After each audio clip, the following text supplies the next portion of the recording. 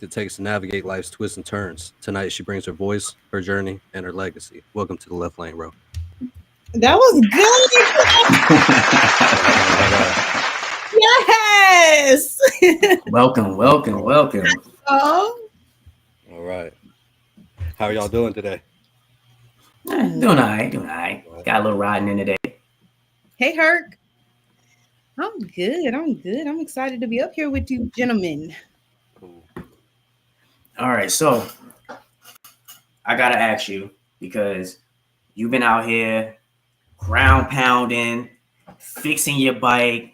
I think you might be a better mechanic than me sometimes. I ain't gonna hold you because man, I think I'd have had like issues. Cut off could contest to that.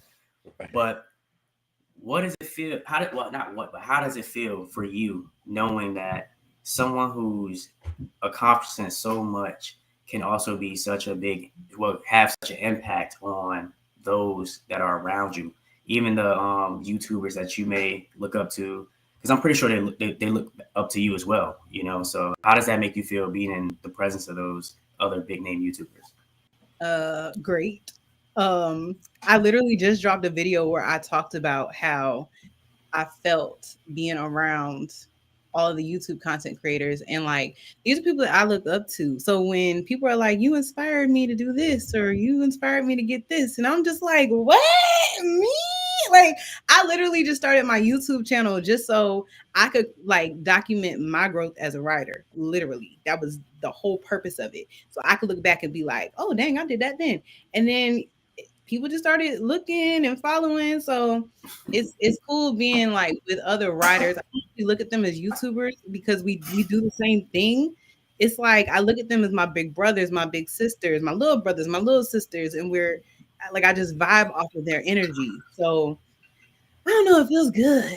It feels like I'm amongst giants. Like Right. it feels like I thought everybody was your cousin. I they seen your can video. they are Everybody. my family. I love them. They my family. Like and all we had to do was meet, and it was locked in. It was That's the way it should be. yeah. So, what inspired you to start writing? How's your journey begin? So I really honestly don't even really have an inspiration for writing. It wasn't like I was looking at people. I do have my uncle. My uncle, he rode a Vaquero, and I mean, that thing was souped up. It was so nice. And then he ended up getting a Harley. But I watched him, and then I had a cousin, a female cousin, rode a sports bike, but it was never where I was like, oh, I want to do what you guys do. It was just they were in the family. So one day I was just like, I want a birthday present, and I went and bought myself a motorcycle. I didn't even have my license. I got my license the next month, Mhm. and I was just like, I want to get one. So my first bike was a 650 Kawasaki, Right on. and it's been up from there. That sounds about like the story I told. I made a comment about not having a motorcycle. Maybe people thought I meant I didn't have a motorcycle license when I said I didn't have a license when I started riding, but I actually didn't have a license at all. I had just got out of the Marine Corps, and like some people, you have ups and downs, and alcoholism might have been a crutch that I used, and Mm. so unfortunately, having 3 DUIs within the same month in 2 different states.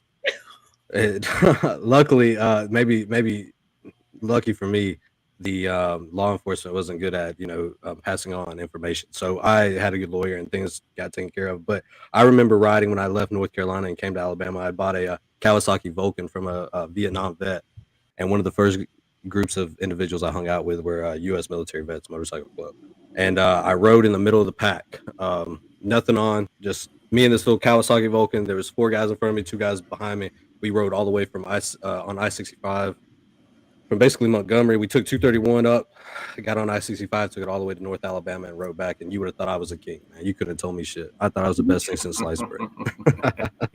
that's the that's the truth. So them old Kawasaki's are cool. They're Yeah, cool. yeah, Yeah. real I came from smooth. sport bikes. So you know, this is actually my very first Harley, and I would say it's a big difference. I would say as far as like the weight and everything, but I am loving it. Love being part of the whole Harley family. I wouldn't change it for the world, to be honest. That's just Yeah, my opinion. I've never been on a sport bike.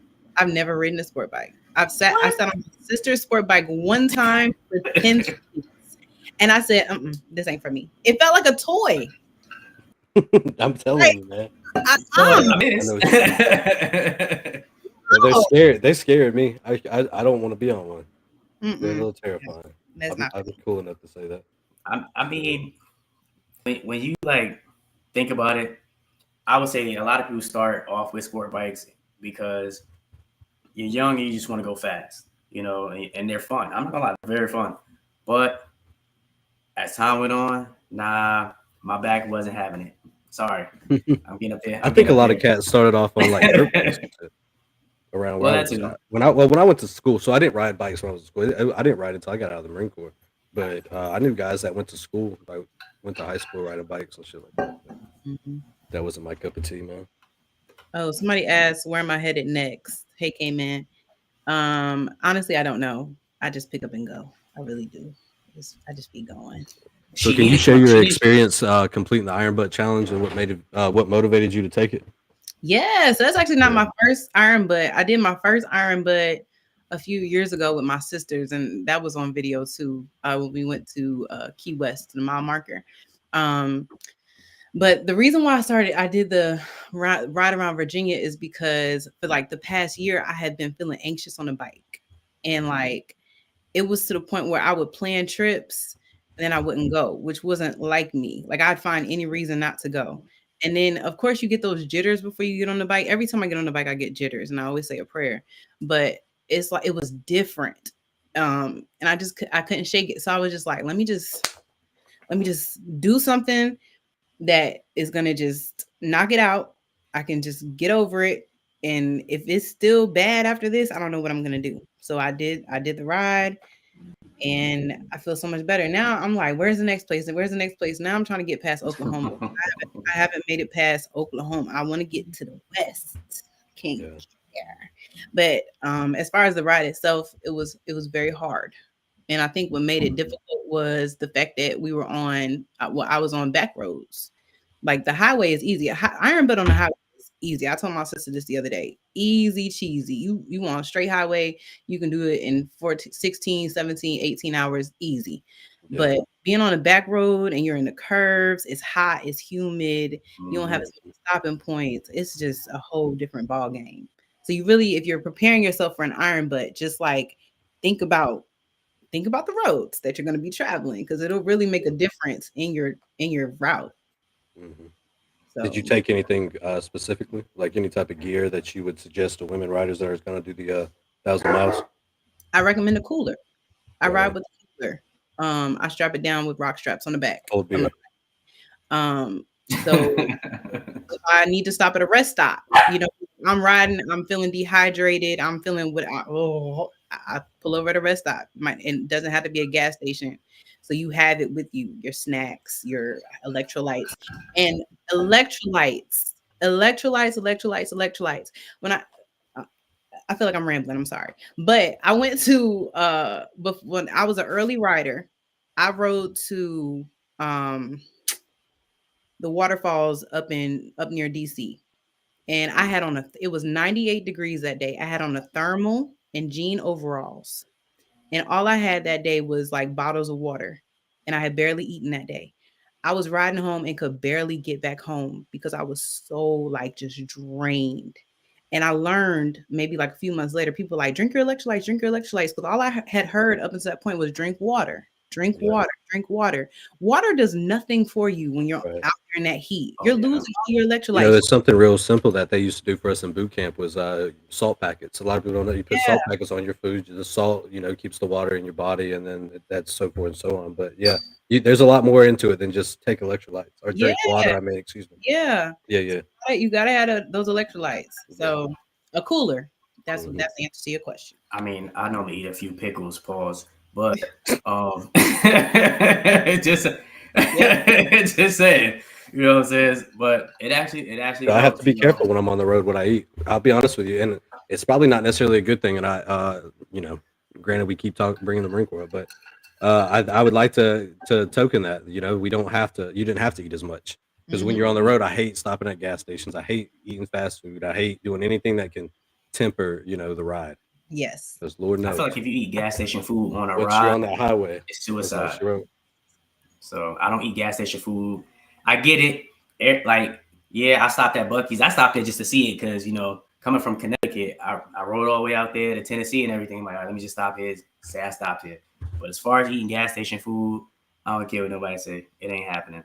Now, Buc-ee's is a whole different ball game when it comes to gas station food. Buc-ee's is not gas station food. It is food. Yeah, but they had like pulled pork. I don't eat pork. That when I went in there, they just had pulled pork. So yeah. I know your comments probably like, he don't eat pork. But yeah, I don't eat pork. The people that drive in the Buc-ee's parking lots are the people that I don't like, man. That's just asking to meet people and hang out and talk and, hey, what kind of bike do you got? Hey, how did you lose your leg? My uncle's nephew's cousin's second removed nephew, he lost his leg riding a motorcycle too. That really bothers me when people at the like random strangers walk up to you and tell you their horror stories on the motorcycle. Like, do you not see me on this thing? Like, why are you telling me your next story? Like, what is going on? Nah, I just tell them like, but did you die? And they're like, no, I'm still here. All right then. Yes, came in light snacks. My friend said light snacks. That's what I do. True. Like peanuts, some crackers, something. I can't do nothing too heavy. I get tired. Yeah. I'm not gonna lie, we were lucky sometimes we would have moms and sisters that would take care of us on the road. So that was always cool. So what have been some of the most memorable rides and destinations that you've experienced? Oklahoma is at the top of the list because that's the longest I have ridden. That was I stopped in Memphis and then ended out in Oklahoma. Oklahoma is memorable for me because that was the first place people recognized me off of YouTube. And it was like, people were like, Ro. All I heard was Ro. And I'm like, they can't be calling me. Nobody knows me out here. And I turned around and they're like, we follow you on YouTube. And I'm like, me? Like, people in Oklahoma know me? Like, what is going on? So that was memorable. My second memorable trip is when I did the civil rights tour. So I went through like Alabama, Mississippi, like all the southern states on my way down to Florida. And I got to see like different civil rights places, the slave museum, and that was really great. I have a lot of memorable trips, but those two are the ones that stand out the most. I would say it's funny you said Oklahoma was your longest trip because Oklahoma was my longest trip solo. So and he would know that was a crazy trip. I don't even want to go in details on that trip. Oh my goodness. But yeah, it was definitely one of my longest trips. And I had it, like you said, the back roads. I went to was it Broken Bow? Yeah, Broken Bow, I think it's called. And they don't believe in streetlights. I don't know why, but they don't believe in streetlights out there for some reason. And deer, no.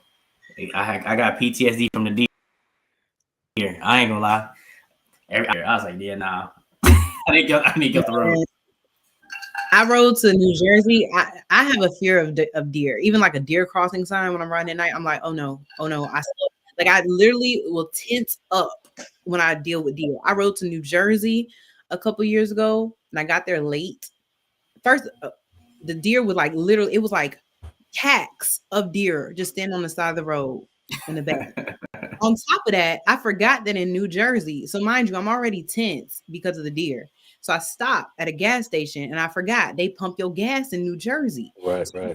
I'm sitting at the gas pump and I'm like, okay, let's breathe. I turn and there's this man standing right here over my shoulder. It's like a scene out of like The Hills Have Eyes. I promise you. Yeah. I was like, you know what? This is not for me. Right. Well, that leads me into a good question then. So, as a woman in the motorcycle community, what challenges have you faced and how have you overcame them? None. If I had to answer that question, I have had no challenges. The worst thing that has happened is my bike cutting off on the highway. That's actually happened to me twice. But in both situations, I have educated myself. So I think me being a woman really doesn't change anything. I feel like I need to protect myself a little bit more on the road. um, and be way more alert on the road. But as far as experience challenges, not that many. Not that many. Okay. Well, how do you So hope that your journey has inspired other women? How you say? How do I hope it inspires other Yeah, women? how do you hope that it has inspired other women, your journey through this whole YouTube thing, and just giving people an eye into your life? I think. Oh, that's a great question. See, you get me caught up just like my sister. Um, I think like I don't know, like it's not even just the motorcycle, it's just my outlook on life and Mhm. like the fact that I just want to be positive and I just want to just do good things. Like I want to be a good person.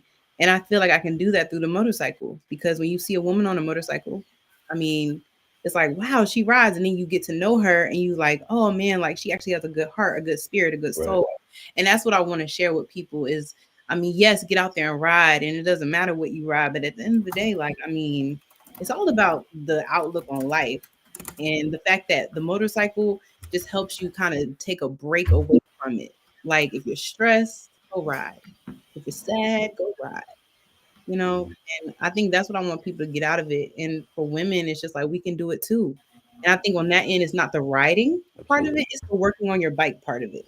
Because I always say I don't want to be a damsel in distress on the side of the road. I want to know how to fix my bike. I want to know how to do those small things. So when it comes to inspiring women, I want to educate them and tell them you can do it. It is Mhm. okay. It is not there. Like when it comes to fixing your bike, ain't no gender roles in that. Right, right. Like because Mhm. you just get it done. So that's And just how. luckily, with things like YouTube now, and it's very easy to work on a bike and fix it and do stuff with yourself. Because Yes. I'm sitting here thinking, as you're saying that, that would be a very vulnerable situation to be in as a chick if you're stuck on the side of a highway on a bike. Because it's not like you're in a car. You're not, so people know, okay, obviously that's a chick standing on the side of the road. Yeah. Um, so yeah, that would be rough. And That it would be a comes tough. back to the protection point of it. It's like you have to be on guard because if I am on the side of the road, who's coming up to who's coming up to help me? I don't know who that would be. Hmm. So Hmm. I need to fix that thing real quick and get back on it, Right or on. have resources in place that can come get me real quick. So well, since we're talking about modifications, fixing things on the side road, tell me how that you put a 21-inch rim on a Kawasaki tire on a Harley Davidson? Is that what you Actually, did? when it comes when it comes to this Harley, I'm so scared to touch it. Like I'll touch the all the stuff I did on the Vaquero, I'm scared to do on a Harley. I'm just like, you know what? Let me just take it to the shop. But actually, the wheel, that's so funny you said that. um, the wheel, the hub was made for a Kawasaki. So I sent it back to the company and I had them put the Harley hub on it and then I put it on the bike.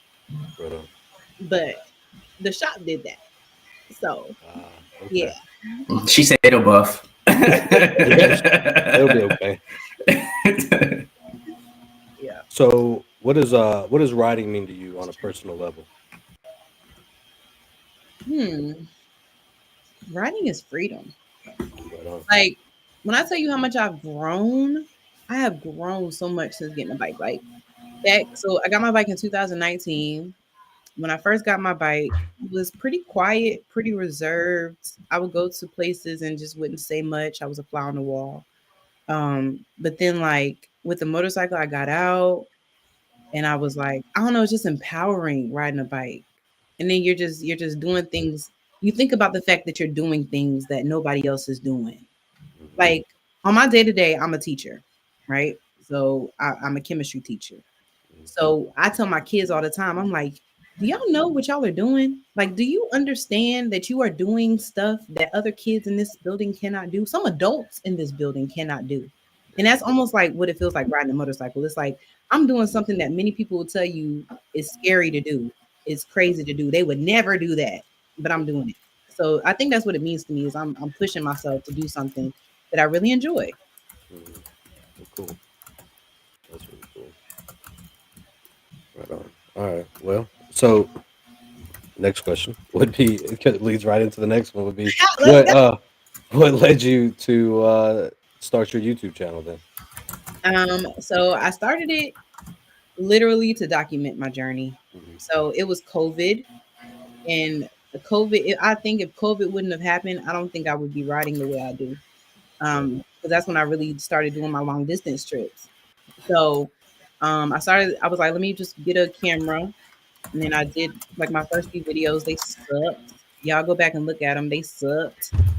And I just, I don't know, it kind of just blossomed.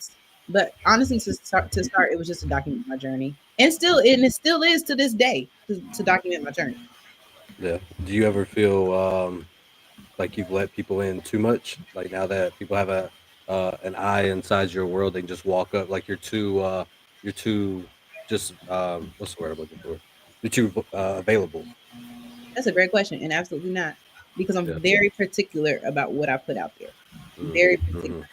Like the people that know like the ins and outs are the people like that I talk to on the side. Like, and if we're talking about like on a YouTube basis, like people like Kelly B, like those are people that they have poured into me. They have talked to me. They've mentored me, and so they know what's going on. They know the ins and outs. But I don't always put everything online because again, I'm a woman and I'm riding out here by myself. I'm very Yeah. particular about what I put online. So I don't think that I put too much out there. I Right on. put out what I want to put out there. That was a good question. Okay, cut off. Right on. All right, so the next question I have for you would be, I know that you do performances on a big stage. So how does that tie into, you know, Ro on her YouTube channel? Is there a difference, or do they kind of like collide anyway? So on my YouTube channel, I'm me. Like I'm not faking it. Like my personality, if you meet me online, is the same person you're gonna meet in person. When I'm on stage, I'm a different person. Like I get to play a different role. So for instance, I'm not trying to startle anybody, but I played this role last year, and her name was Lulu. Okay. And Lulu was a receptionist, and I would talk like this. So if we're on this show, we're going to get her done. We're gonna go ride those motorcycles and we're gonna get there. And that was the voice I had to carry the entire show. So it's like YouTube is me. The stage is like different characters. Like I guess just and then the YouTube is so like the YouTube, I get to channel my creative side and how I edit. And so it's in the background, and on the stage it's in the foreground of my like what I wanted, character building. So Okay. And what was it? What was the recent project you was just on? I just did Memphis the musical. I was actually ensemble for that, so I was a background singer. So I was like the main principal lead. She was like a blues singer in an underground underground club in the 50s, and I was one of her background singers. So it was good. So I know you did a number while you was out there at Unleash the Peace too. Uh-huh. I mean, I think we want to hear a number right now. If you could give us a little something. You do now. Let me see. Dude, now that you asked me, I can't even think of a song. Dang. Why would you? Okay. Twinkle, twinkle, little star, how I wonder what you are. And I think to myself, what a wonderful world. Hey. I think I got chills just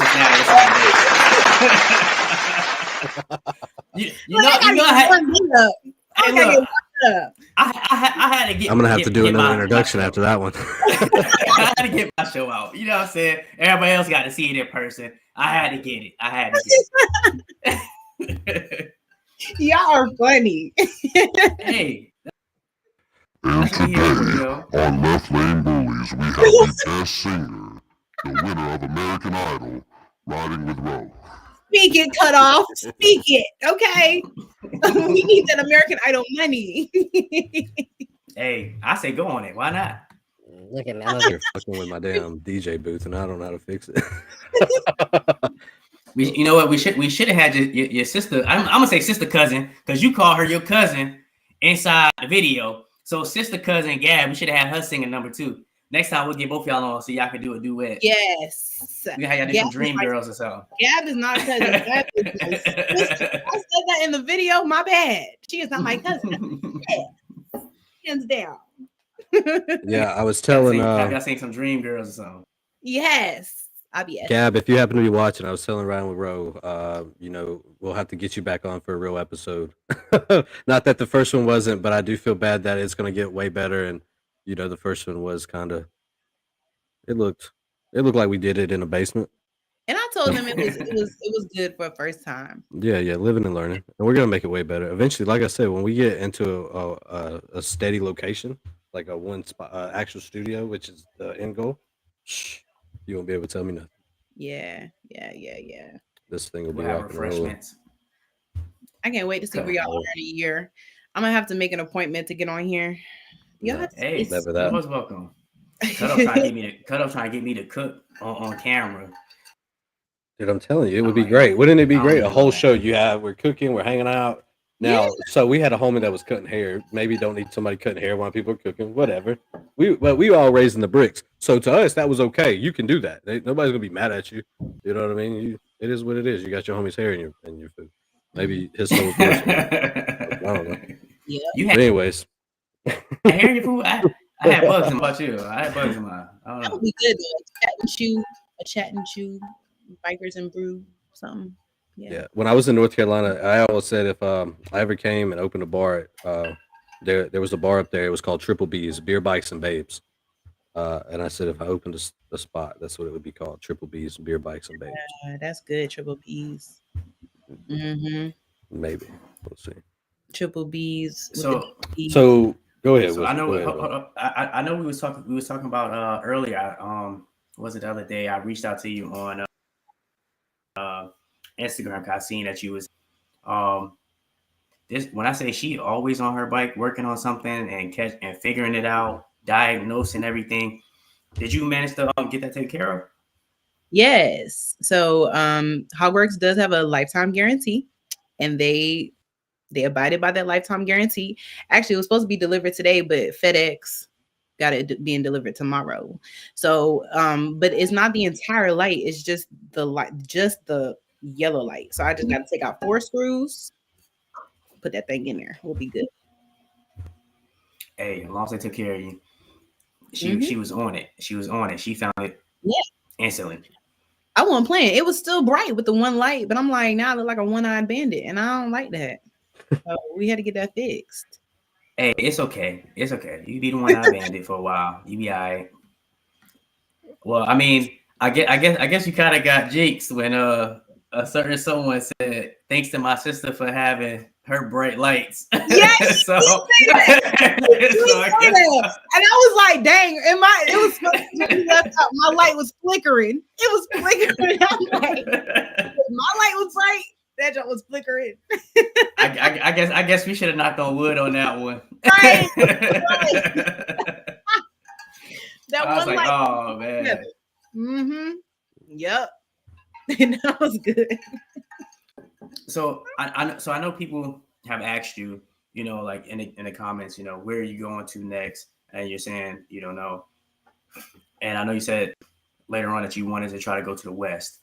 Is the West Coast a trip that you plan on possibly doing this year, or is that gonna be like a next year or the year after that? What do you think? But the way my summer is looking, it might be next year. But it's so funny you asked me that. It's like you're in my head because my sister Fearless, her Instagram is She Rides. I'm gonna get her exact Instagram so y'all can go look her up. She Rides just finished. She just did the I-10 to the end.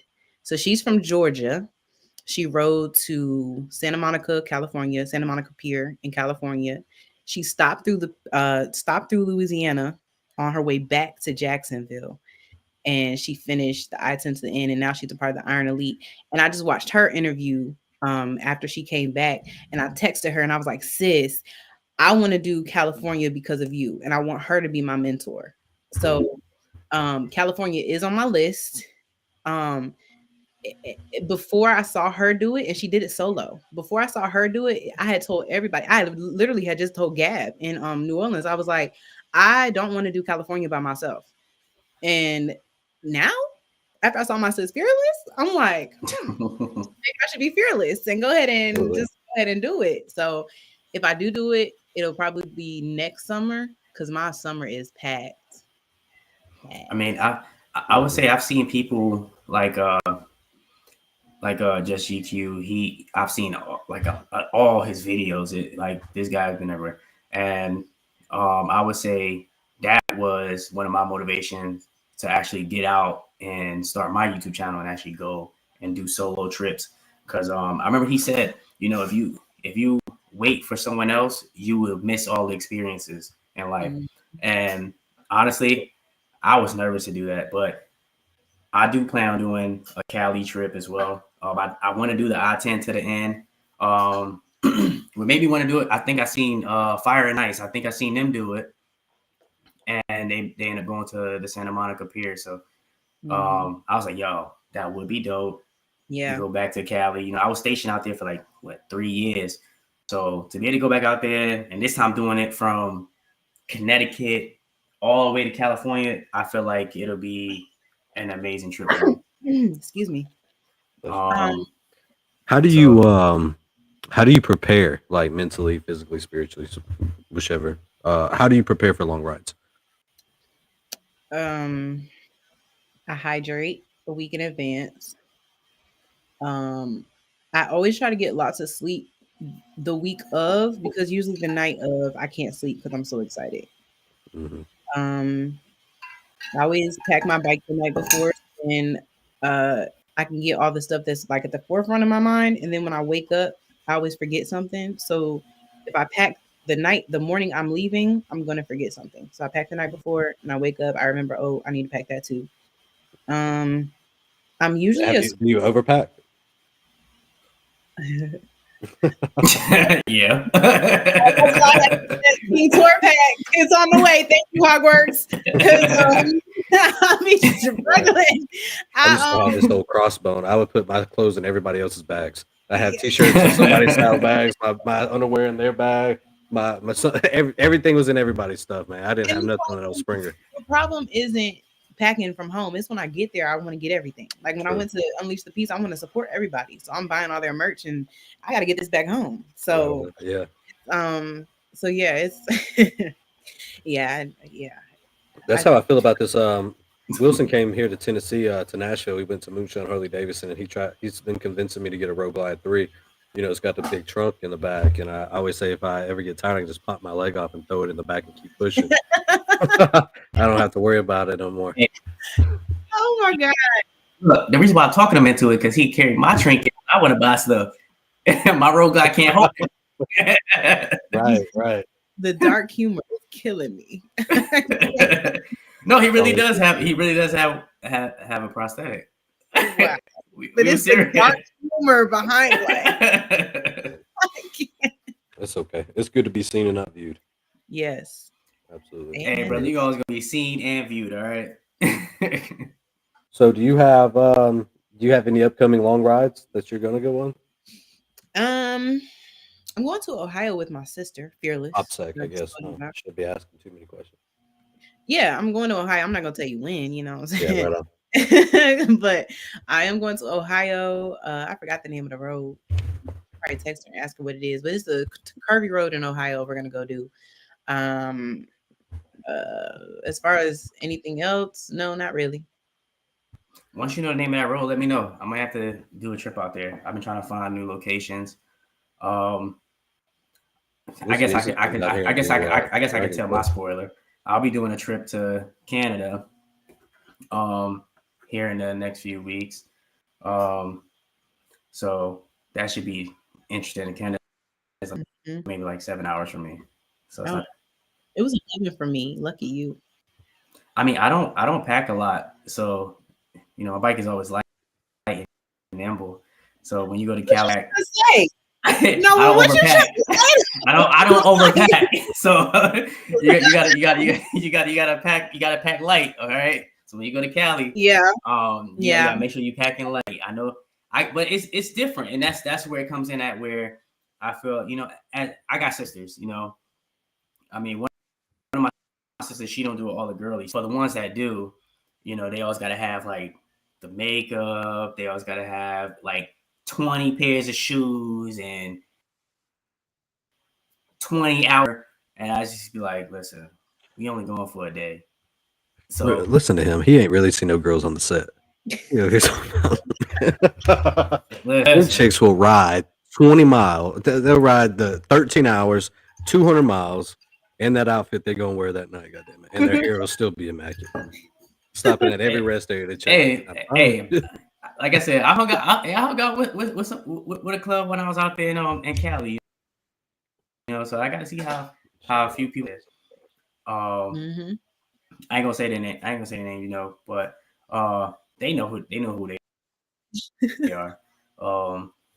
You know, with them for a bit because one of my buddies was with them. But yeah, you know, just make sure when you doing that Cali trip, you know, I feel like because when you get out to Cali, have you ever been to Cali before?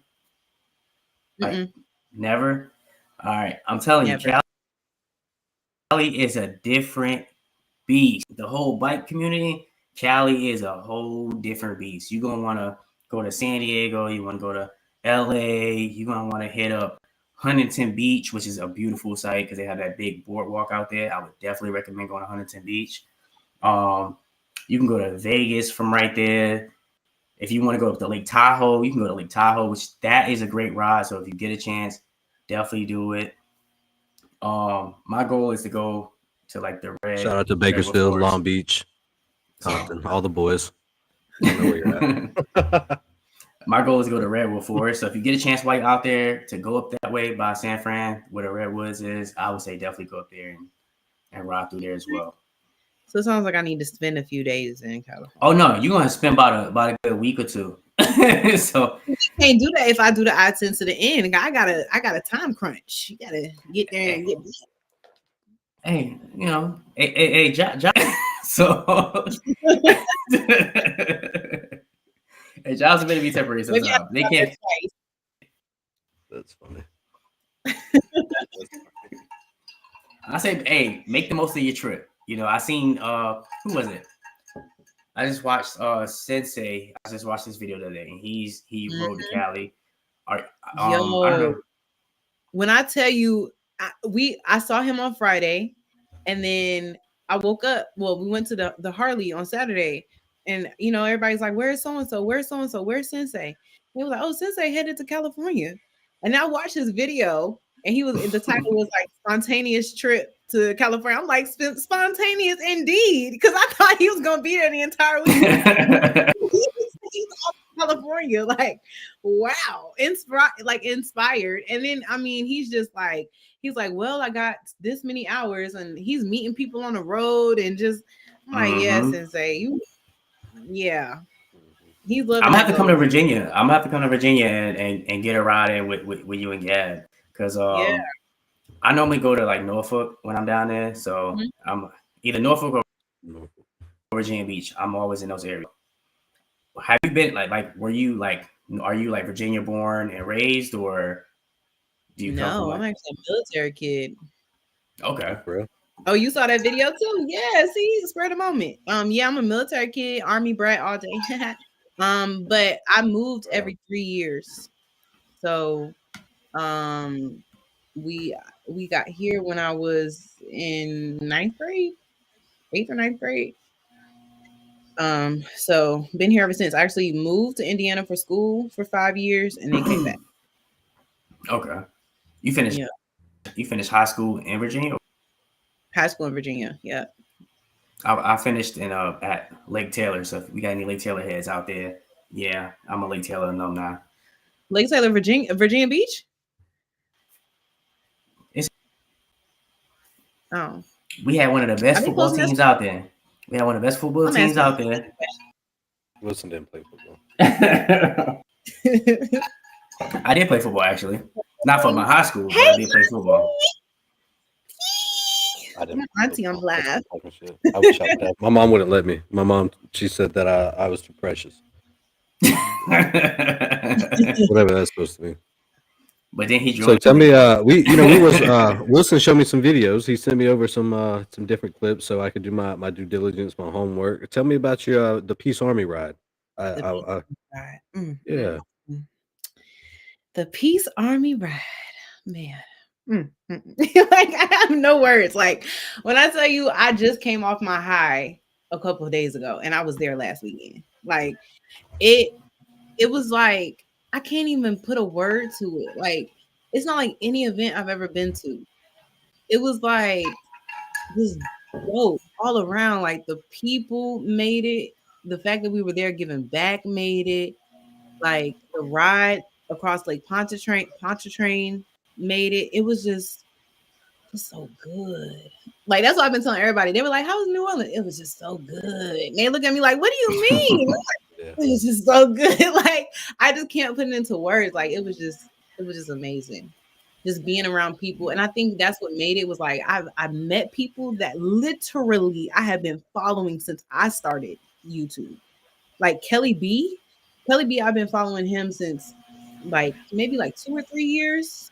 I don't know how long he's been on YouTube, but I know I've been following him for a while. And for us to meet was dope. TD 205, me and him, I think I followed him before he even had 500 subscribers. And we both had Kawasaki Vaqueros, like meeting them. It's just like it was just a reunion. That's it. It's great. I'm surprised you ain't get out there and try to challenge Trouble to a slow speed race. Look now, I missed the slow speed. Because I was getting that road off of me. Okay, I had to get out there all sweaty and nasty, road grind. Had to go to the hotel room, but I missed it. But I did say I thought they was gonna do it at the cookout, but the rain kind of came in. But they were about to do slow roll when we did the cookout. And I was like, oh, I want to do slow roll so bad. I've never done a slow roll, but when I'm sitting in traffic, I practice it. So I'm like, I feel like I'm good enough to try it, but I'm also scared because everybody gonna have their cameras out. And like, what if I drop the bike? What if I fall off? Like, I don't know. But when I'm in traffic, I be feeling like a champion. Hey, it's all part of the game. Look, I'm gonna tell you a story. Anytime my bike that went down, I don't care. My bike went down, maybe like what? Slow speed though. And it's always been on the right side for some reason. It's never the left side. So that leads me to my next question. Like, what do you think about people as far as like enhancing their riding skills? Do you think like they should practice? How often do you think someone should practice, or how, whether it's slow speed or U-turns? Because those are important, especially when you're out on the road, So yeah. Hey, Southern Boys Ride. I practice what I preach.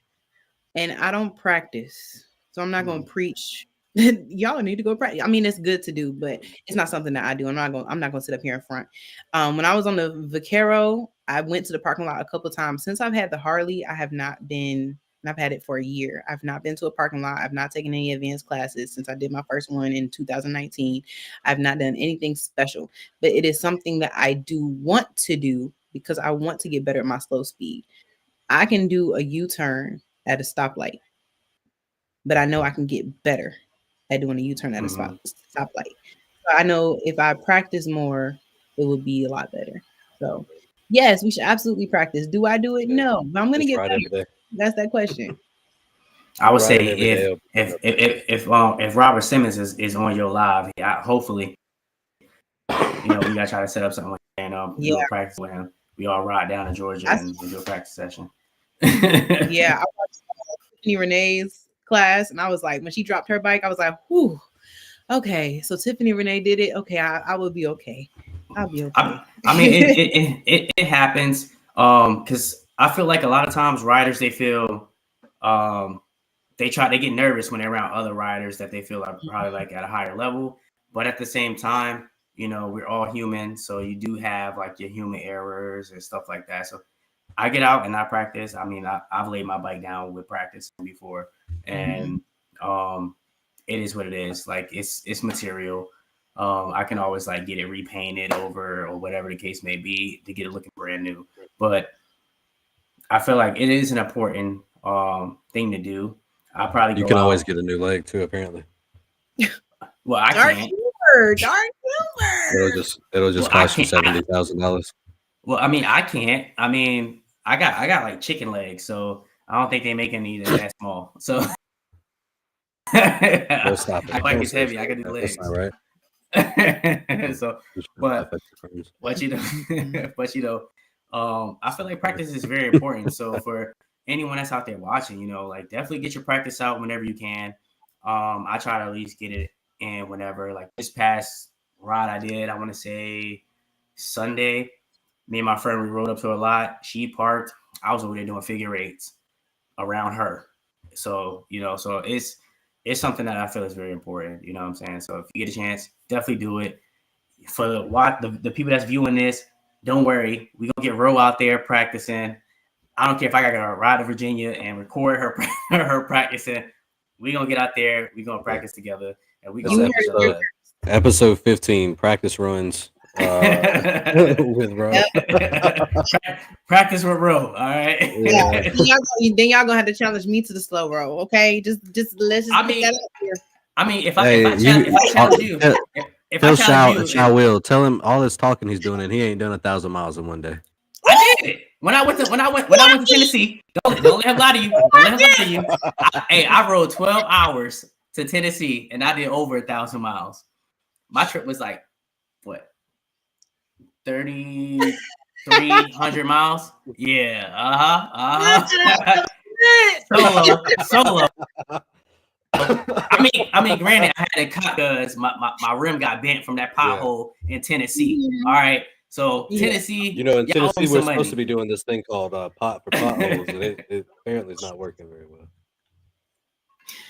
No, we didn't leave you, Southern boys. You still repping. Look, you heard how she actually say Southern boys. Southern boys. Well, so again, I'm glad that I have so many amazing questions that I've written down. Leads me into another one: community engagement. So let's talk about how you connect with your audience and your fellow riders. Obviously, I see that you're on live now, talking to them, hanging out. So has that been easy, like finding your niche and your community and within your own thing? My subscriber friends are the best. They're cool. Right on. Like I feel like I know them. Like every time they comment, I'm like, oh, I know you. I recognize the screen name, and I've run into a few of them. So as far as community engagement, live is not something that I do very often, but I would like to do it a little bit more, especially like when I'm working on my bike. I would like to do it. I did it one time, and that was pretty cool. People were in the comments like, do this, and like helping me out. Now outside of YouTube, I am one of the organizers for the Virginia All Female Ride. And that is where I meet a lot of my female subscribers. I've had a couple of them walk up to me and be like, hey, I watch your channel. You've inspired me. So that's really dope. But the Virginia All Female Ride is actually something I am very proud of. It was my brainchild in 2022. And I brought it up to my sister. And I was like, we were in a hotel room in Memphis. And I said, sis, I want to do an all female ride. And she was like, I think it's gonna be too much. And then 2 weeks later, she called me. She was like, let's do it. And so 2022, I had the idea. And then 2023 is when I brought it to my sister. And then 2024, we had our first one. We raised money for causes. So last year we donated $3,000 to Transition Family Violence Services, which is a organization that gives support to domestic violence survivors. So as far as community engagement, like I like to kumbaya with them. And when I meet them, I think it's the in-person interaction. It's like, again, like at Unleash the Peace, it was like you meet people that you've seen on screen. It's just a whole different connection. So I just want to use my platform for good. I always want to keep it positive. I always want to keep it cute. So yeah, that's it. So when you started your channel, is that kind of, did you want to have following? Was that more or less like where you were going when you started the whole thing, or you kind of didn't? For instance, the reason I'm asking that is for this. He asks all the time. You know, I was like, I don't really. Oh, we need to make your own channel so that we can post videos and things of that nature. And to me, that's not really gonna ever be a thing. Like I'm not searching for followers or people to hop on this thing. I just want to talk to interesting people. I want their Yeah. stories to be put out there. Um, so like how does that work when people just come up to you and start talking? They're like, "Oh, I saw you," and like that doesn't make you feel kind of like you're happy. You like that? It's still weird. Yeah. It's still, and I mean weird in a good way. It's not like, oh my god, please don't do that. It's like, because that was never my goal. Like I don't even, when I started, and if you notice my uploads are not consistent. Because I've never been like, okay, I'm gonna upload. I need the views. I need the views. I need the views. It was just recently. I mean, my sister, my family, people close to me, they've been like, you need to get on this YouTube. Your videos are good. Your content is good. Your editing is good. And I'm just like, I'm not going to just put anything out there. If I'm not writing, I'm not going to fake the funk. I'm not going to just put some, it's just not like that. So I am now just recently starting to get some under behind to get my YouTube up. But really, it's not to get more subscribers. I'm not about a numbers person. It's really just more people. I mean, at the end of the day, I see that I have a platform now. I see that people like what I'm saying and what I'm doing, and I humbly say that. So I just, yeah, I got goals. I got goals. Absolutely. So my question is if caveats off of that, do you think that you would probably like maybe in the future maybe put something together for like the youth, so that way the young girls can see that, hey, you know, even we can do this, or you know, are you planning on putting something together for the youth that's out there that see That you would guys out be there riding? that is, honestly, it's never really crossed my mind to do youth specific events or giving back. I mean, I do that with my club, but as me as an individual, no, because I do it with my club. I really am just, I'm I mean, really any initiative, but the youth will be good. And plus, I work with kids, so it's like I pour into them on a daily basis. So it's almost like a afterthought to do anything outside hours with the youth. But that would actually be really good. That would really be really good. Yeah. Especially little girls. I'm sure it would empower them to. I mean, Yeah, who am I to talk about little girls? I guess, but if that is. I imagine if I was a little chick, like seeing older chicks ride bikes would be cool or something. I don't know. And it's so cool. Like when you're riding your bike, it's happened to me 3 times, and I can count them because they're memorable. You're riding down the road, and you see a car just like literally like just keep like they look like they're about to pass you, and then they just slow down, and you look over, and it's a little kid waving at you. Like Yep. it's happened to me 3 times, and like it's so funny when I'm behind them, and they'll get up in the seat, and they'll wave. Like it's such a good feeling. Yeah, especially when you see like a lot of these kids nowadays, they don't really have the guidance that we had coming up. So for them to see, especially little girls, like for them to see something with what they see on TV with like the musicians and stuff like that. Because I'm a father, I have a little girl, Mm-hmm. and we show her Uh-huh. like actually show her videos of yours and like Gab.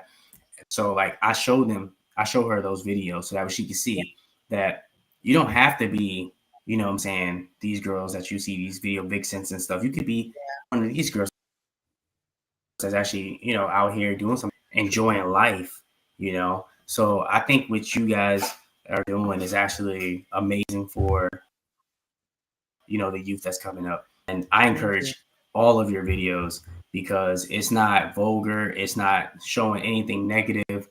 You are putting something positive out there because that right there is important, and that's something that I feel we need in this society nowadays. Yeah. You know, so like I said, I can only speak as a father with a daughter. Yeah.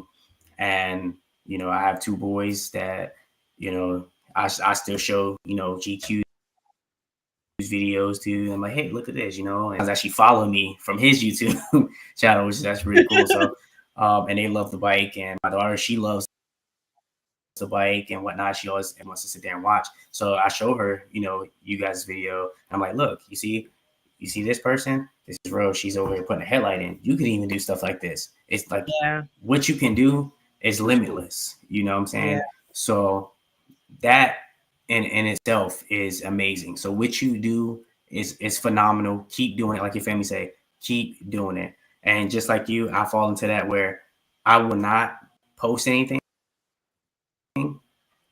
if it's going to contribute to society myself, you know what I'm saying? Or I'll post something cool so other people see, because it's not a lot of people up here in Connecticut that's riding and YouTube that I've seen. So for me to show YouTube, that, hey, up here has some stuff, I've been to Maine and stuff like that. It's stuff up here. So I can definitely, you know what I'm saying, feel what you're saying about as far as like posting as well. So yeah. I appreciate that. Keep doing it. Keep doing what you're doing.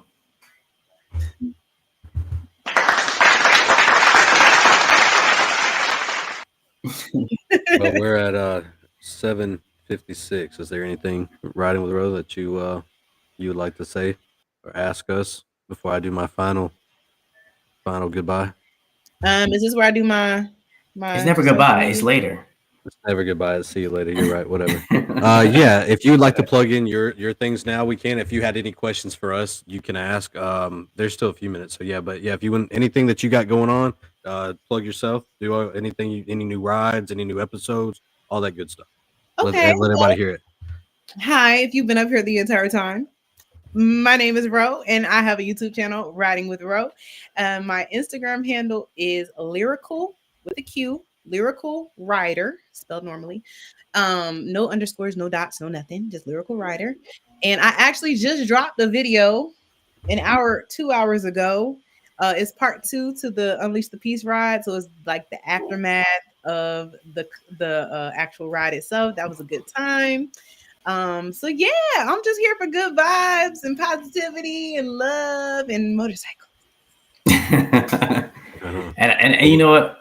We do have I just want to let everyone out there watching, we do have a special guest for episode 3 that honestly, I don't think y'all want to miss it. I don't know if Cutoff want to tell you guys about it. You can ask Ro, but honestly, she don't know. She don't know. Even she said, hey, hey, look, I told her, look, you don't want to miss it. And she's in, but I don't know, Cutoff, do you want to tell them who it is? Yeah, I might tell them after we do this. Let me wrap this up real quick. Before we wrap it up, I just want to thank Riding with Ro for rolling through, keeping it real with us today. Every mile she rides tells a story. And stories like her reminds us that this road is bigger than chrome and pavement. It's about heart. It's about hustle. It's about healing. To all the listeners, keep chasing the road that calls your name. Keep building memories worth the miles. And remember, every mile's a memory. Every voice is a legacy. Bless the one you ride in. Peace and love. All right. Hey, that wraps it up. And just be on the standby for our next guest. All right. Because you don't want to miss it. And also in the description, we also have Riding with Rose links to her social media, her YouTube, her Instagram. We have Cutoff's TikTok, and we have your boy Sha Will Glide, YouTube, Instagram. I didn't put a TikTok in there, but I'll do it next time. Don't worry about it. But hey, remember, keep them tools down, and we out. Good night.